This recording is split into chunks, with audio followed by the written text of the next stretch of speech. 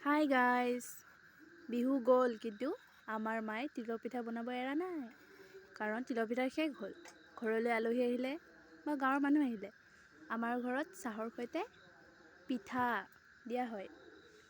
এয়া চাওক, মায়ে পিঠা বনাই আছে, হৈ গৈছে প্ৰায়, আৰু অলপহে আছে। এয়া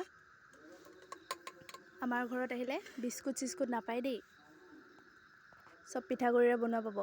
পিঠা, লাড়ু, মিঠৈ লাডু, তিলৰ লাডু, নাৰিকলৰ পিঠা, সেয়াহে পাব দেই। আমাৰ বিস্কুট নিদিয়ে, আলহী আহিলে এইবোৰে দিয়ে। আৰু আপোনালোকে যে খাই ভাল পায় আহিব।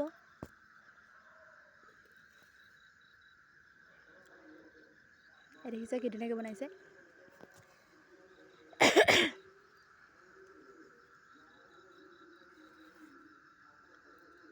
আজিলৈ বাই বাই। খাই ভাল পায় যদি কমেণ্ট কৰিব।